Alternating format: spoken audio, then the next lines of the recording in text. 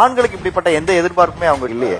இல்ல, எதிர்பார்ப்புகள் இல்லன்னு சொல்லாதீங்க. அவங்களுக்கு தான் மிகப்பெரிய எதிர்பார்ப்புகள் இருக்கு. அவர் ஒய்ஃபா பாத்துக்கணும், அவங்க அம்மா அப்பாவை பாத்துக்கணும், அவங்க குழந்தைங்களை பாத்துக்கணும், அவங்க அக்கா குழந்தைய பாக்கணும், அவங்க தம்பி குழந்தைய பாக்கணும், அவங்க தங்கச்சி குழந்தைய பாக்கணும், குடும்பமா அனுசரிக்கணும். இதை தாண்டி சொத்தை வேற காப்பாத்தணும். இவங்களோட எதிர்பார்ப்புகள் எல்லாம் நீங்க திருப்பி திருப்பி எவ்வளவு தடவை வேணா கேள்வி கேளுங்க, உங்களோட ஆன்சர் ஒன்னேவா தான் இருக்கும்.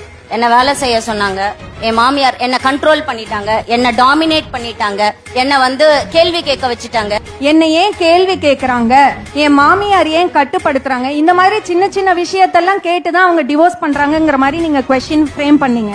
இது இமோஷனல் அபியூஸ் கீழே வரும்னு சட்டமே சொல்லுது.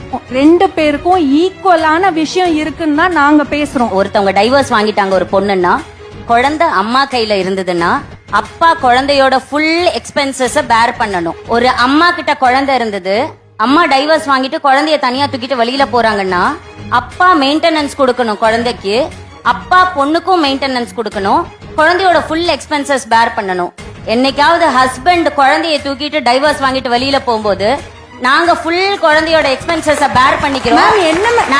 ஒரு நிமிஷம், சட்டம் ஒரு இடத்துல எனக்கு சாதகமா இருக்கா அப்படின்னு நீங்க கேட்டீங்க இல்லையா? சட்டம் மேக்சிமம் உங்களுக்கு சாதகமா இருக்கு.